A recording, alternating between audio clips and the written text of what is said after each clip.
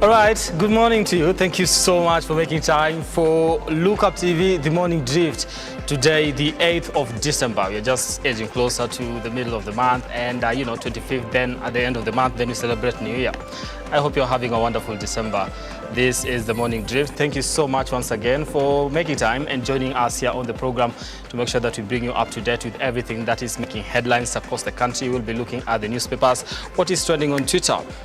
The country secured is one of the topic that is trending on Twitter with the Ministry of Interior, making sure that people get to see exactly what CS Interior, that is Professor Kithure Kindiki, is actually doing when it comes to matters security here in the country. And also Kamukunji, just in relation to what happened yesterday, the Azimio la Umoja One Kenya Alliance Coalition actually did hold a rally at the Kamukunji grounds here in Nairobi to deliberate on a number of issues that they want the government of the day to actually take a look at, and we'll be getting deeper into that. And just I'll be telling you exactly what are the tough questions or tough demands that Raila Odinga wants the government of the day to actually get to address. Stay tuned for that.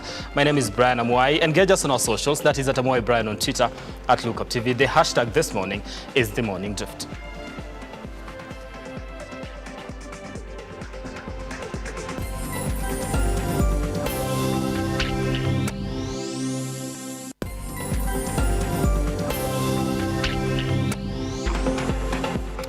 All right, now, this morning, the news that came in this morning in regards to the 4 IEBC commissioners, that is Francis Onderi, Justus Nyang'aya, Juliana Cherera, and Irene Cherop Masit. But we understand that last week, this week, we did have 2 commissioners actually resign, and that was Juliana Cherera and Justus Nyang'aya. Justus Nyang'aya was the first person to resign, followed by the Vice Chair Juliana Cherera.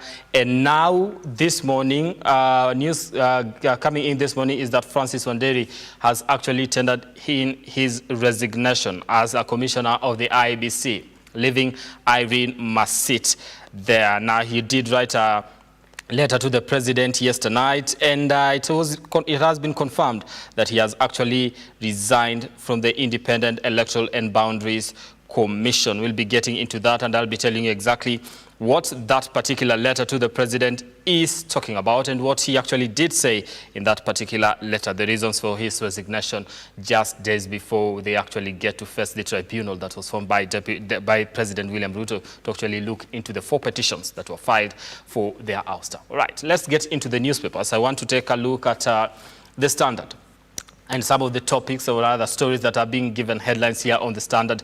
We have Raila's 10 tough demands for Ruto, and this is in regards to what happened yesterday, because the Azimio leader was at Kamukunji, accompanied by several leaders allied to the coalition, and also the principals of that coalition. I'm talking about Kalonzo Musyoka and also Martha Karua and Jeremiah Kioni, who is the SD of the Jubilee Party. And I just want to look at what the Standard is saying in regards to that and what transpired yesterday. Now, in its first major public engagement after the August 9th polls, opposition flexes muscles and asks the president returns to the people agenda by reinstating scrap subsidies, enhancing social safety net, and halting unilateral IEBC reconstitution. This is a story on the Standard, and it is a story on page 3. I'd like to take a look at the 10 tough demands that the Standard is actually highlighting that came from the Azimio party yesterday. And the cost of living. What they want is reduce the cost of basic commodities by restoring subsidies on unga, fuel, and electricity. Well, when the president came into office, when he was sworn in, he actually did scrap off subsidies on unga, and he said we cannot be surviving on that. It is important to actually focus on production and subsidizing production rather than consumption. And he went ahead to actually start subsidizing fertilizer. He said in the long run that will be dealing with the issue of food security in the country. Issue number 2 is school fees, whereby the Azimio says restore subsidy that so the ministry reduce fees in all secondary and special needs school.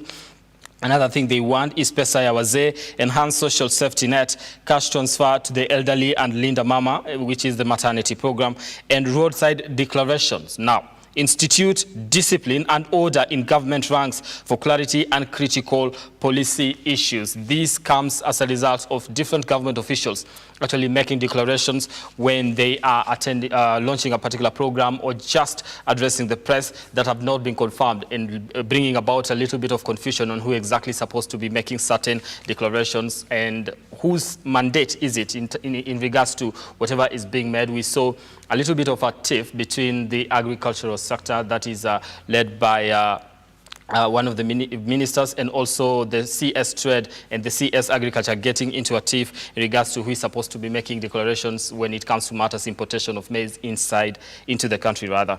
Now, new IEBC, now this is issue number 5. They want to reinstate 4 commissioners before embarking on an inclusive and consultative process of restructuring the IEBC. Now, the 4 IEBC commissioners, just 3 of them have already resigned from office, leaving one of them, and the Azimio side was actually defending them and saying that it should not be a revenge mission for the government. Instead, it should focus on uniting all Kenyans and leave the 4 IEBC commissioners to remain in office and respect their right to disagree with whatever happened on the 15th of August during the declaration of the presidential results. Now, the first of Kenya, ensure composition of civil service reflects Kenya's ethnic, regional, religious, and gender diversity. Now, Azimio leader Raila Odinga has been on the forefront, actually calling out the Kenya Kwanza government, saying the way it has constituted its cabinet does not reflect the face of Kenya. This is one of the issues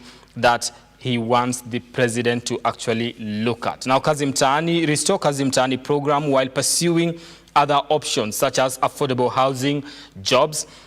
No to GMOs, abandon plans to introduce GM crops and seeds because of grave danger they pose. This has been a subject of debate, and we understand right now there's a case in court that prevents the importation of genetically modified organisms into the country. Now, freedom is here. Reverse collapse, this is issue number 9. Reverse collapse of the criminal justice system that has seen DPP drop cases of highly placed suspects. We understand that we saw the case of Aisha Jumwa actually being dropped, and so many others have followed suit. There's a case in court, and also the Law Society of Kenya coming out to ask the DPP to actually explain why it is doing that, why they are dropping cases like that, because of what they term as sufficient evidence to actually get those cases convicted and listened to. And yes, those are some of the things. And also the last thing is the Hustler Fund, which they say constitute it in line with the rule of law. Youth who can't pay won't have to pay. Because the argument was that this was supposed to be a grant. It wasn't supposed to be a loan. So why exactly are people paying? And also there's been questions in regards to where is this money actually coming from, and who is in charge of the money that when you withdraw, there's a certain percentage that goes into your saving. Where exactly does it go? Those are some of the questions that people have been raising in regards to that. And this is the headline of the Standard. Raila's 10 tough demands for Ruto. The story that you can find on page 3 of the Standard. Something else that has been given priority here is sharp split over boarding school ban. Now, education stakeholders are divided over the government's decision to ban boarding schools for grade 6 to 9 learners, saying the move must be well thought out. Now, this is a declaration that was made by Belio Kipsang, who is the PS Education, and it is a story on page 8 of the Standard. Let me just take a look at what it's saying and also take you through it.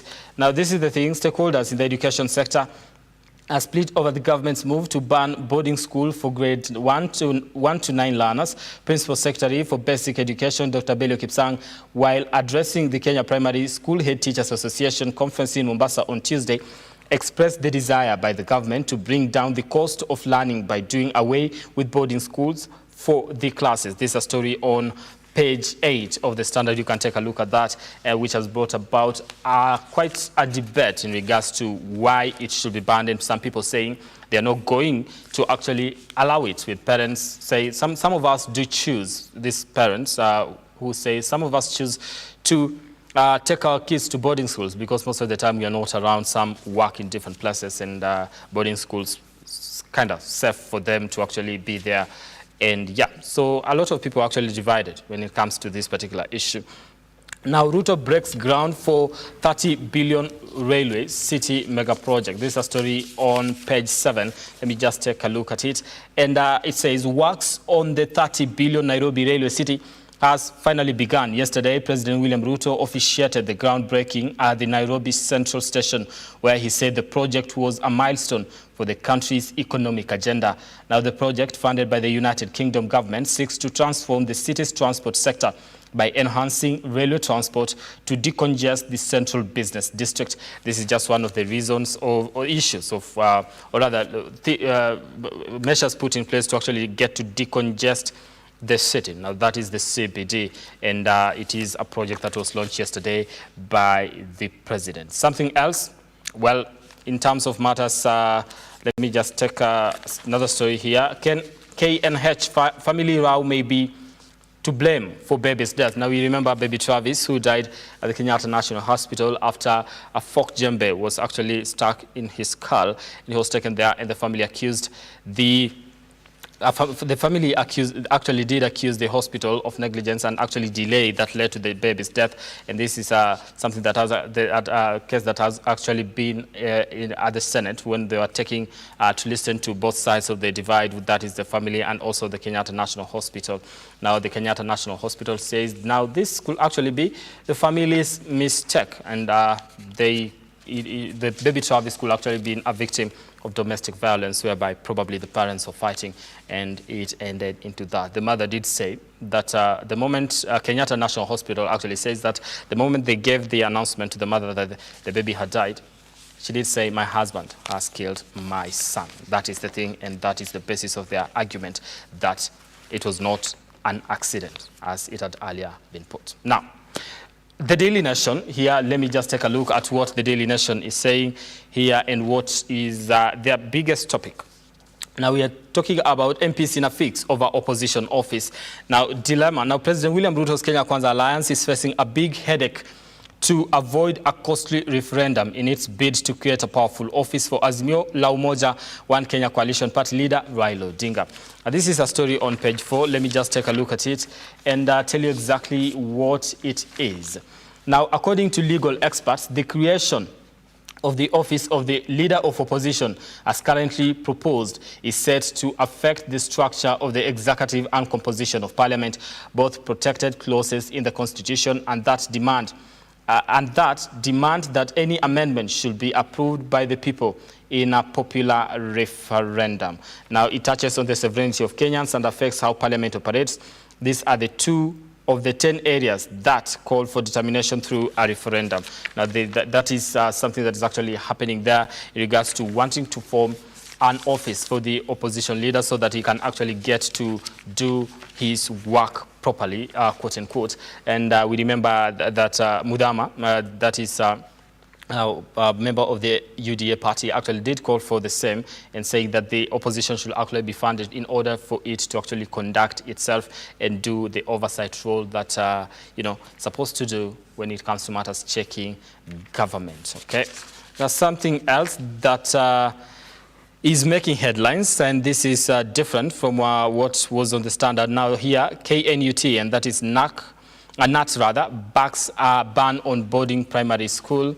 The decision by the Ministry of Education to abolish boarding primary schools has received the backing of Teachers Union, Head Teachers, and the Chair of National Assembly Committee on Education. But the directive by Basic Education Principal, Secretary Bello Kipsang, has drawn mixed reactions from the public. Now, yeah, this is just some of the mixed reactions in regards to the same. Okay, now something else that actually did happen yesterday, apart from launching of the railway project, here is something to do with matters housing. Now, Kenya and the United Kingdom did launch new city housing project. Now, President William Ruto, with the United Kingdom Secretary of State for Foreign, Commonwealth and Development Affairs, James Cleverly, Deputy President Rigathi Gachagua, and other government officials yesterday during the groundbreaking ceremony for the railway city project in Nairobi. Now, the project will have over 10,000 affordable housing units, an unmotorized transport system, eco-friendly green spaces, and a modern matatu terminal linked to the bus rapid transit. Now, this, they say, is going to be a game changer, and it is a story on page 2 of the Daily Nation, rather. where that event was actually happening yesterday in regards to matters affordable housing here in the country. Let's take a look at something else that did happen, and I want us to take a look at what is happening in the world of sport, in the world, not in the world of sport rather, but matters transport and also across the continent. Museveni lifts hope for extension of Kenya's SGR to Uganda border. Uganda's President Yoweri Museveni has announced plans to build a new standard gauge railway linking the country's capital Kampala with Kenya, with the Kenyan border, raising hope for the completion of the similar link between Naivasha and Malaba via Kisumu. Those are just some of the stories that are being given priority here on the dailies, and that is the Standard and the Daily Nation. You can grab a copy of the same and take a read and be informed on exactly how matters current affairs are right now. Okay, want to take a short break here. We'll be back with what is trending.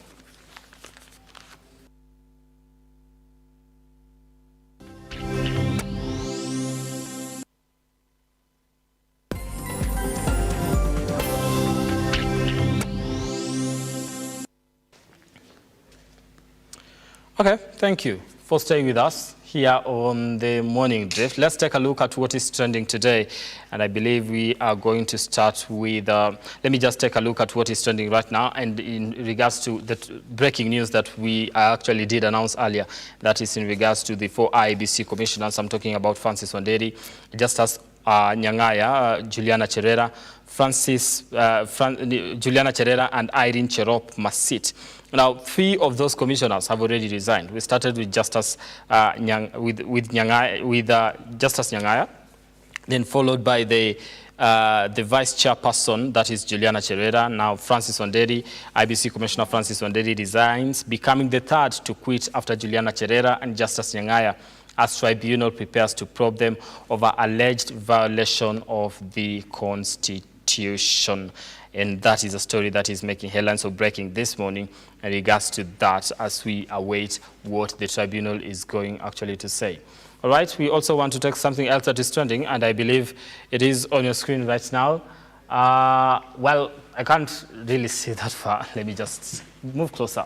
Well, will restore constitutionalism, the rule of law and order. The Constitution empowers the people to exercise their rights directly. They can reclaim previously delegated functions. The people will deal with the regime's ill-thought-out directive that negatively impact them. This is a tweet that was made by Raila Odinga in regards to what was happening yesterday at the Kamkunji grounds, just what he is fighting for as the leader of the opposition and a leader of the Azimio. And let me just take some of the feedback in regards to that, what people are saying as far as that is actually concerned. He did move to Kamukunji yesterday with a mammoth crowd of people to actually address some of the 10 issues that I did touch on when we were starting.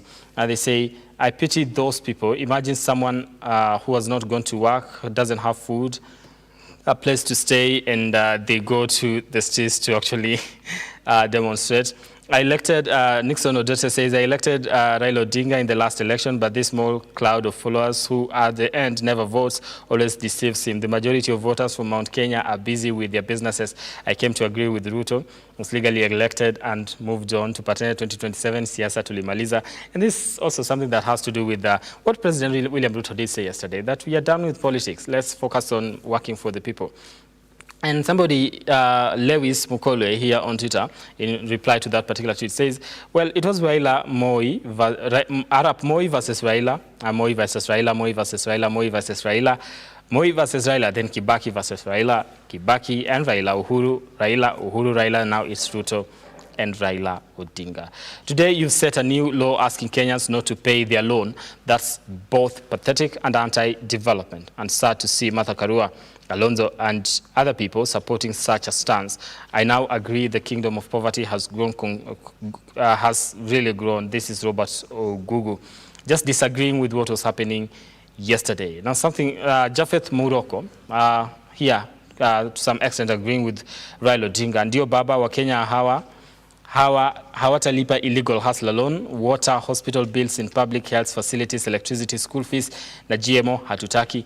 Na la msingi zaidi, Serena 4 commissioners warudishwa kwa ofisi venye umeamrisha serikali ya mzungu. Okay, you don't have mandate, you seem unaware of your position, and by exercising power directly, do you mean throwing stones? People exercise their power through a ballot just the other day, and you know it. And also, just in relation to that, also, Martha Karua did say, if at all there comes a time when the country will be needed to go and demonstrate, then we will not relent. We will, and they will not ask for the government's permission to actually do it. Those are just some of the issues that have been addressed in regards to what was happening yesterday. Some people having divergent views in regards to that. In Kenya, leaders mistake their own personal ambitions with people's needs. I've never sent Raila Odinga, Martha Karua, and Kalonzo Musyoka to fight for me. My role was only to choose those who offered themselves to serve, and I did so. Kindly give me a break now that I have chosen. Well, to some extent, 6.9 million people did vote for this guy. So if at all he says there are some people that are setting, you might not have, but maybe out of the 6.9, a good percentage wants them to speak for them. Okay? Now, let me just take one more here. In relation to that, this is a contradiction. The Cherera removal is strictly within the confines of the law, or is there another Kenyan constitution that we are not aware of? Muiru Joseph, actually, on Twitter does say that. And someone else calls it our time, just wasting his time. We are behind you, Baba, till the very last day. We won't relent. We won't rest until President Ruto actually delivers. No dictatorship, no hustler, fan pia hatulipi. Now, that is one of the things that to some extent we don't agree with, but because if you do not get to pay the hustler fund, then somebody else is going to be, disadvantaged just because you choose to borrow and not pay. So if you don't really need it, then don't take it. Yeah, because somebody else needs that 1,000 or 500 or 3,000 to do something with it. So if you don't need it and if you're not planning to pay, don't inconvenience other people who might actually get something out of that. This one is accusing the retire and go in peace, and this is Anthony Wefwa. Retire and go in peace. Ukiwa kijana unapigania wa Kenya, uzeeni bado unapigania wa Kenya wenye hawaoni dhamana yako. Let them suffer. Currently, you don't appeal to the youth who are the majority. To survive in Kenya, lazima uwe mjanja. Okay, now that is an advice to Raila Odinga. I don't know if you read it. You are trading on a dangerous grounds where Raila Odinga, karibu to... You're not taking that. Anyway, all right, that is as much as the tweets are concerned here on the program. We want to take a short break here. When we come back, we'll be looking at what is happening in the news world. Continue engaging us on our socials. That is at Amwai Brand on Twitter, at Lookuptv. The hashtag this morning is The Morning Drift. We are also live on Facebook and on YouTube. Be sure to send us your feedback there. What is trending on your side? What do you think about some of the stories that are breaking this morning? Also, just to put in that one of the things that is breaking this morning is the issue to do with Francis Wanderi, who is the IBC commissioner, was actually resigned and just days as the tribunal focuses on listening to those petitions. All right? Okay. We'll be back in a few.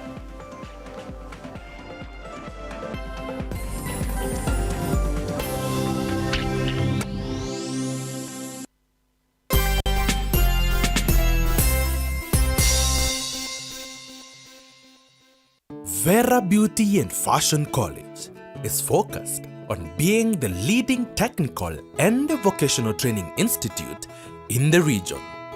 Our team possesses in-depth knowledge and extensive experience in the industry, offering thorough training in cosmetology, hairdressing, interior design, creative arts, training of trainers, nail technology, and fashion design. With branches in Nairobi, Thika, Meru, Eldoret, and now in Mombasa, our courses ensure that learners are completely equipped with knowledge, competency, and employability skills. Enroll today to be a part of a center of excellence.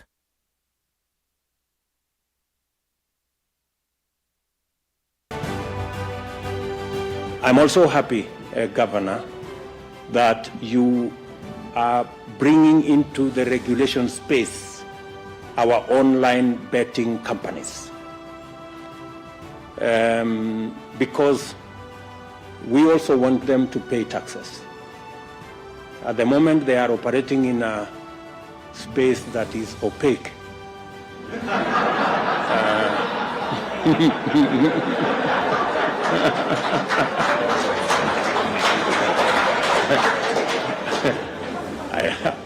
I know opaque has many connotations lately, and not very positive ones, but that space needs much more clarity.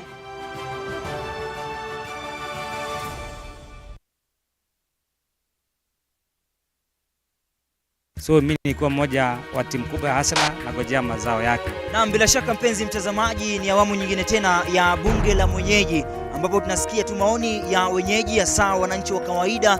Je, maoni ni yapi? Anakuambia wananchi ndio kila kitu. Unaona dips na system ni wananchi. Unaona vile wamenyorosha watu bwana. Tumeng'oa nanga kwenye bunge la mwenyeji. So ile kitu tunamuomba asituachilie.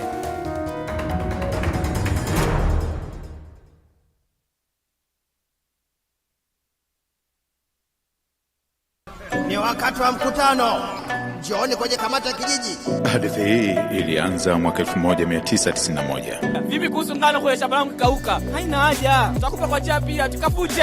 Mkoa unaojiendesha Waningisha hui ulitekeleza sera ya makazi mapya ya kuhamisha watu wa maeneo yenye umaskini ya Shiaigu ili waweze kujikimu.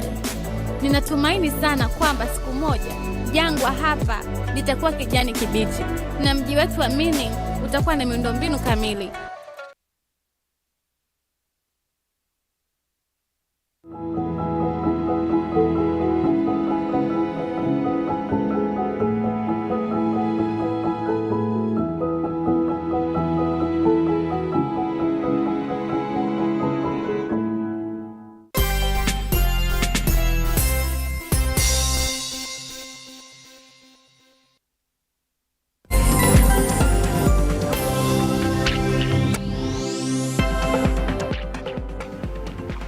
All right, welcome once again here on the program. It's time to bring you up to date with some current affairs. Now, the Azimio leader Raila Odinga on Wednesday received a warm reception from supporters during his first public rally since losing the election. Now, Odinga, in a host of other leaders, took a swipe at President William Ruto for not staggering on his promises to the people. Shadrack Kareria reports.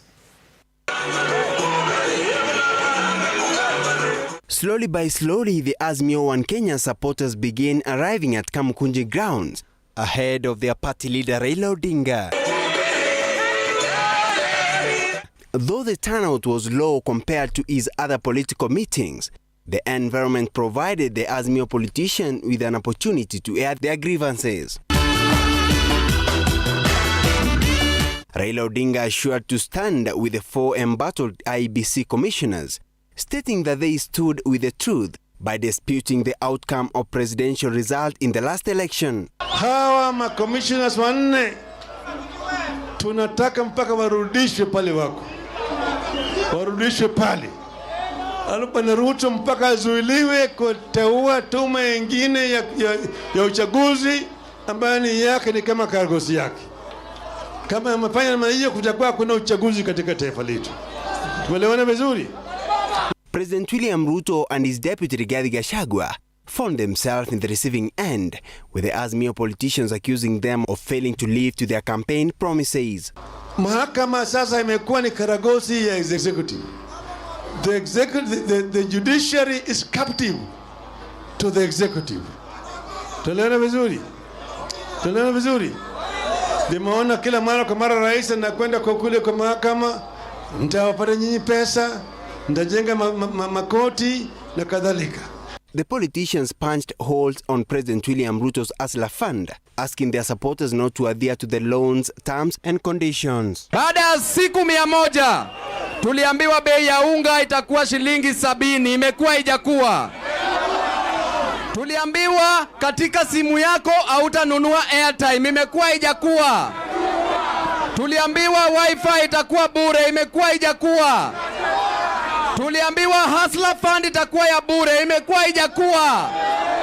Na hiyo Hustler Fund msirudishe tafadhali. Na wako na deni zetu mingi. Ndio maana tunawaambia leo ile 500 walipeana inaitwa Hustler Fund. Mnalipa ama hamlipi? Hatulipi sababu wako na deni yetu. The Azimio leaders stated that comes Monday 12th next week, they will be holding their parallel Jamhuri Day celebrations at Jacaranda grounds in Embakasi East constituency. Kama Wakenya sio lazima tuende kwa sherehe ya mtu mwingine. Rais atakuwa na sherehe yake kule Nyayo Stadium. Lakini sisi na Wakenya wenzetu tutaenda kule Jacaranda grounds. Muunga mkono. Muunga mkono. The politicians stated that if no change made by the government, they will launch demonstrations. Wakati ukifika tuhitaji maandamano, William Ruto hatutakuuliza ruhusa, tutaenda maandamano. Mwaka mpya ikifika tutanyosha nyinyi mwelekeo. Njia ile ambayo itakuwa njia ya ukombozi. Shadrack Kareria, Lookuptv. Now, more than 500,000 voters are expected to turn out today to cast their ballots in the Bungoma senatorial by-election. IBC officials have assured of transparent exercise. Now, the Bungoma senatorial seat fell vacant after Moses Masika Wetangula was elected the National Assembly Speaker.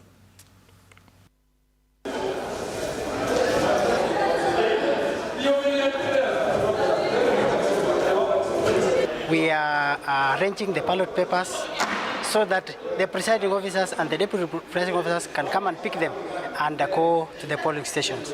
Here in Kandui constituency, we have 8 wards and we have 136 polling centers and 242 polling stations. So far so good, everything is moving on well, and we are set for the by-elections slated for tomorrow. I call upon all voters of Kandui constituency to come and participate in this process, and let's all maintain peace as we carry out this election. The voters, please, after voting, you are required to go home. It's only the agents and the poll officials who will remain in the polling stations. When they close at 5, they start counting. So nobody is allowed to be in the polling stations apart from the agents, the observers, and the poll officials. We are prepared to cover this by-election. Security, you know, is key in terms of giving Kenyans confidence.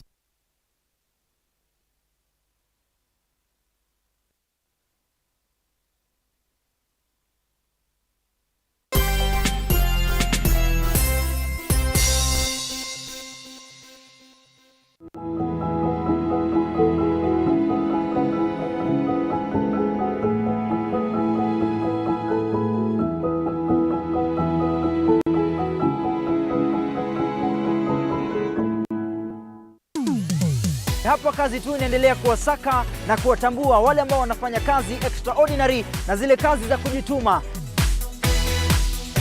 Biashara yote unaambiangwa, as long as you have a plan, you can do it. Our service is about kufurahisha the customer.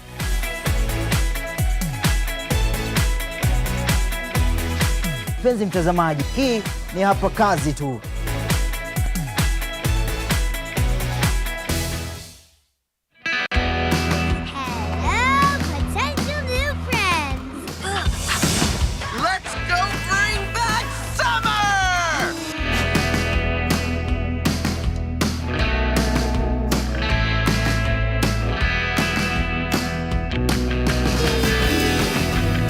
You should really try this.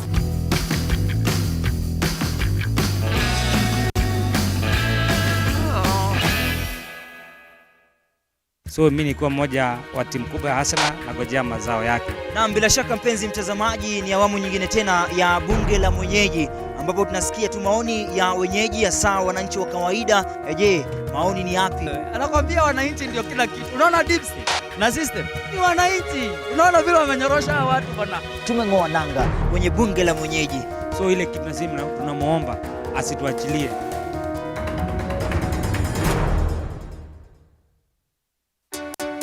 Good to have you join us on Heart to Heart. We bring you stories of people who, despite the pressures they experienced, still trusted God to see them through. The seeds that was sown in me helped me navigate and overcome that period of my life. New testimonies, new insights, and even better revelation of the good things God has in store for us. There is always a blessing waiting for someone in every episode.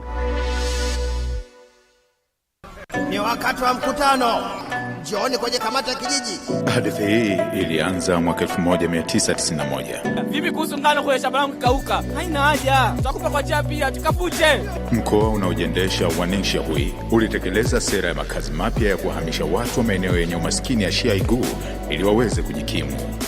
Ninatumaini sana kwamba siku moja jangwa hapa litakuwa kijani kibichi na mji wetu wa Mining utakuwa na miundombinu kamili.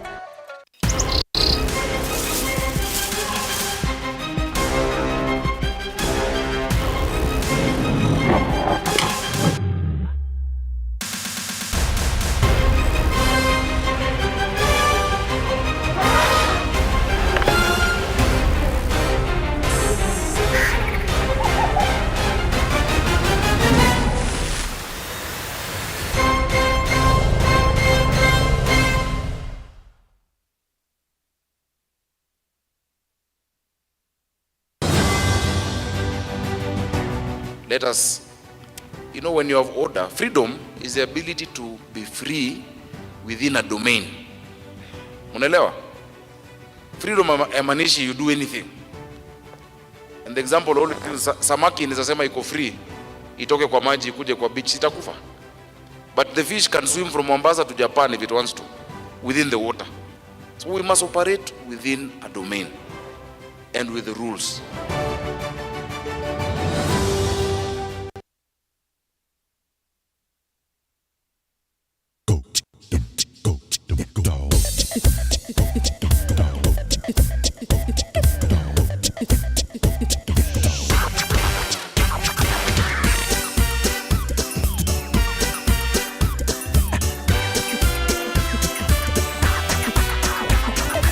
Already seen all of it from here, thanks to my wonderful long neck.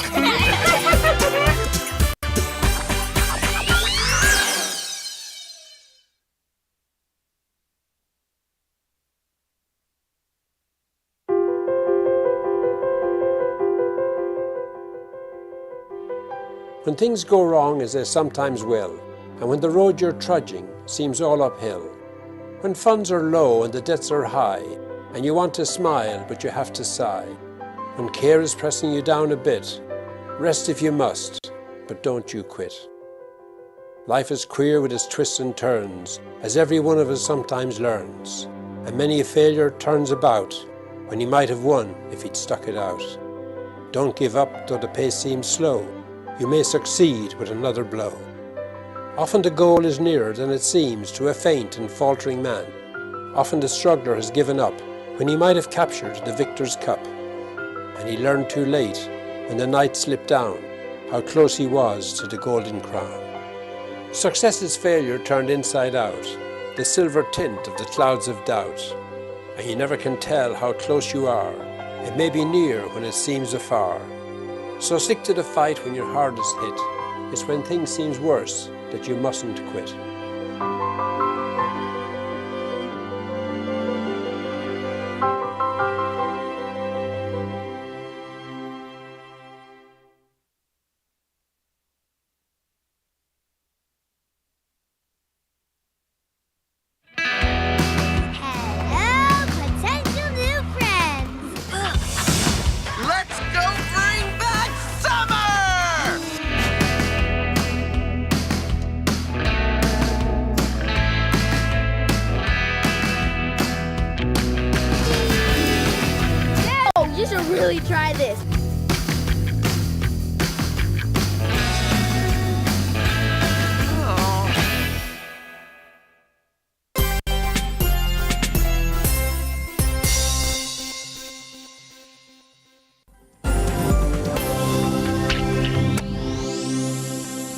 All right, we do apologize for that technical hitch. That's what happens in live TV. Now, moving on, Nairobi Governor Johnson Sakaja on Wednesday appeared before the Senate Health Committee to table submissions on allegations of negligence at Mama Lucy Kibaki Hospital following the death of Maureen Anyango, who died while undergoing maternity attendance at the facility and later died after being referred to Kiambu.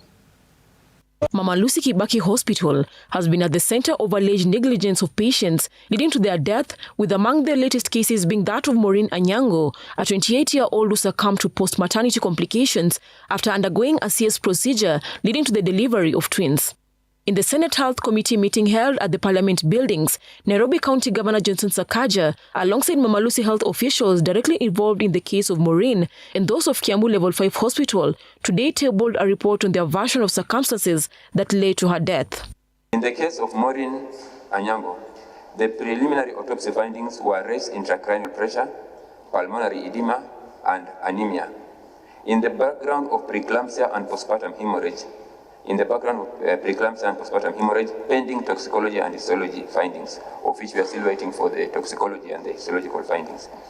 All appropriate and available care was offered to the patient. According to the report, the patient began experiencing vaginal bleeding at around 1:20 p.m., hours after delivery, in which she was immediately reviewed. At 2:59 p.m., the patient was put under general anesthesia and no serious post-delivery complications were discovered.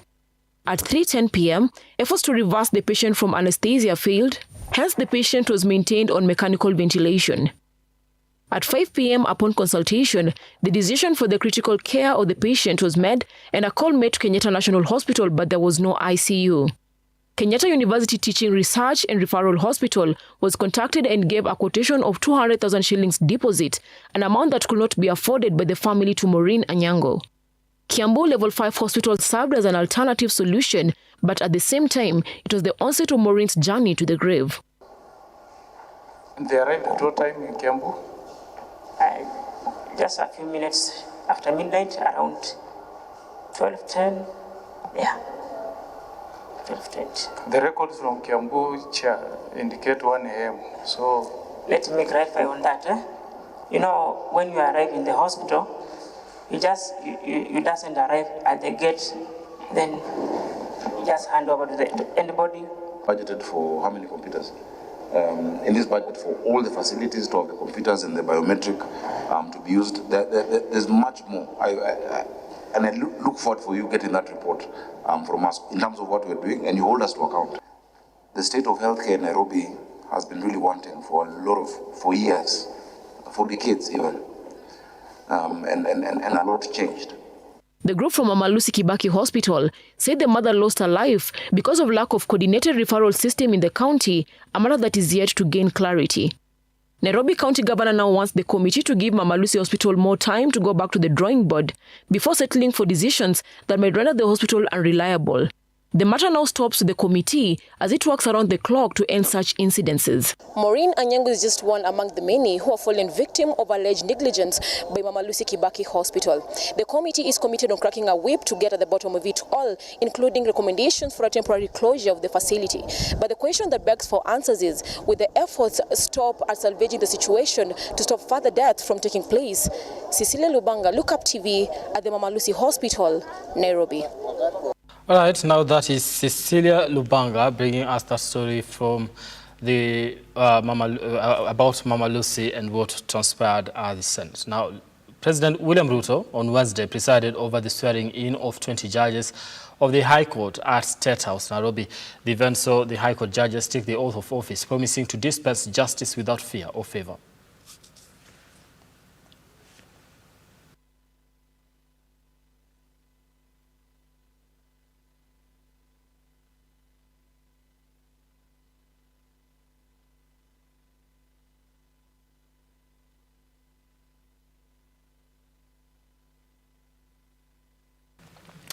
All right, let's just check that again. President William Ruto on Wednesday presided over the swearing-in of 20 judges of the High Court at State House, Nairobi.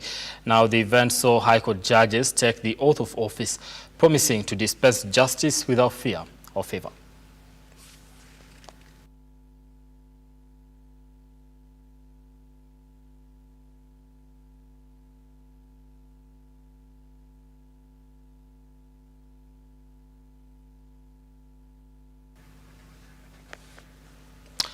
All right, we want to apologize for that. We want to take a short break here on the program. Don't go too far. We'll be back with more in just a short while.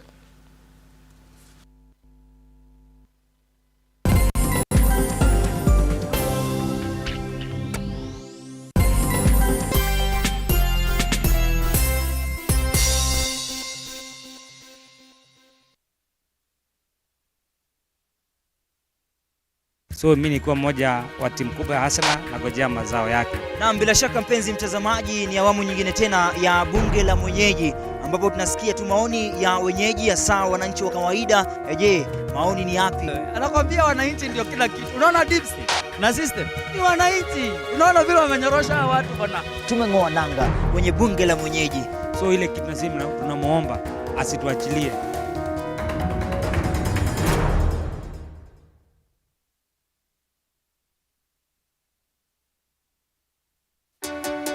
Good to have you join us on Heart to Heart. We bring you stories of people who, despite the pressures they experienced, still trusted God to see them through. The seeds that was sown in me helped me navigate and overcome that period of my life. New testimonies, new insights, and even better revelation of the good things God has in store for us. There is always a blessing waiting for someone in every episode.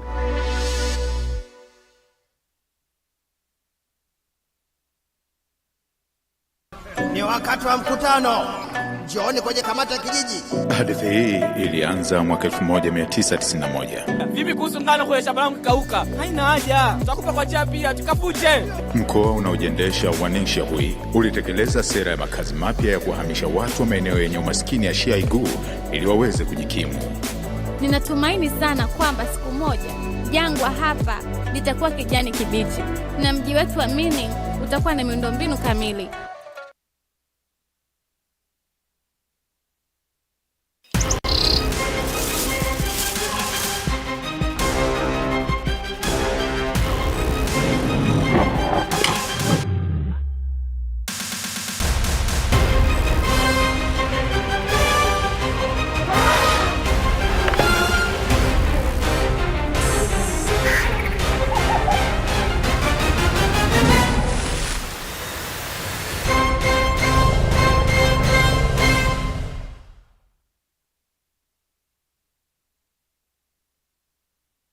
Vera Beauty and Fashion College is focused on being the leading technical and vocational training institute in the region. Our team possesses in-depth knowledge and extensive experience in the industry, offering thorough training in cosmetology, hairdressing, interior design, creative arts, training of trainers, nail technology, and fashion design.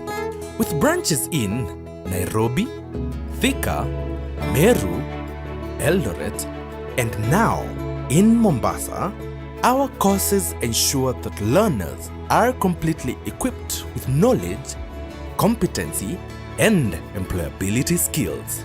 Enroll today to be a part of a center of excellence.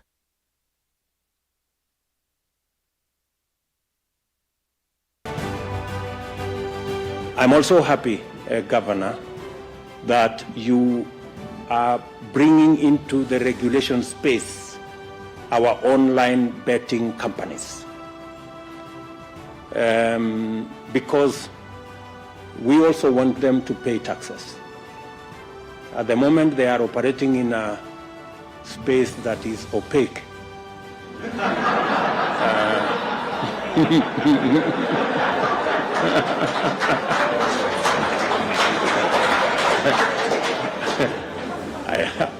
I know opaque has many connotations lately, and not very positive ones, but that space needs much more clarity.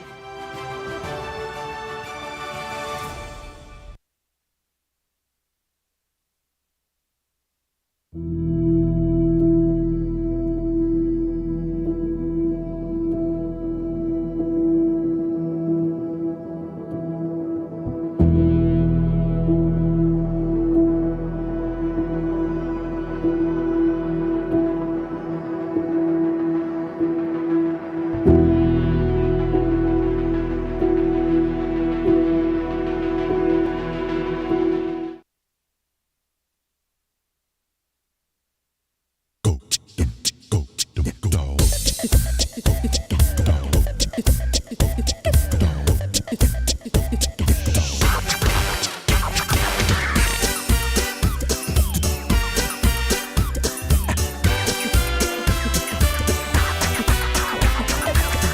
seen all of it from here, thanks to my wonderful long neck.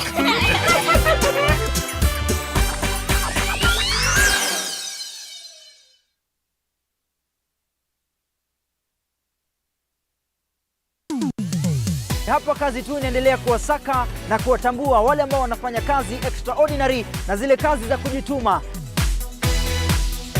Biashara yote unaambiangwa, as long as you have a plan, you can do it. Our service is about kufurahisha the customer.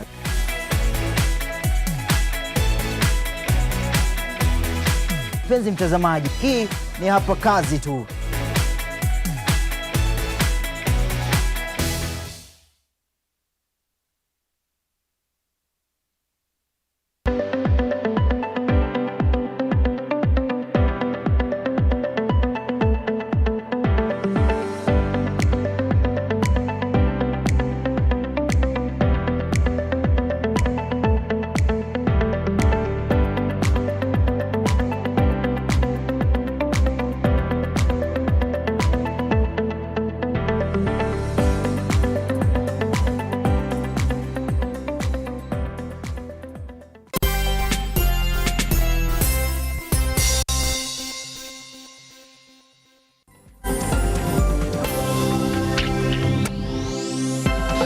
All right, now we do want to transition to something, a conversation that we did have here or in our studios about a young girl who is fighting for gender equality. She is 15 years of age, has decided that she wants to bring an equal society and also fighting for the uplifting of the girl child.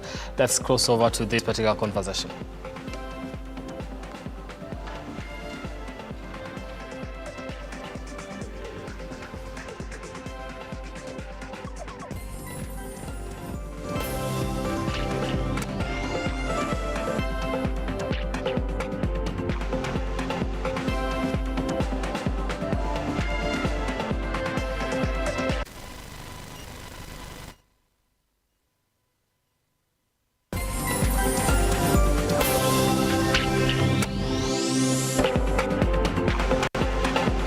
All right, good morning once again. Thank you so much for staying with us here on the program. This is The Morning Drift.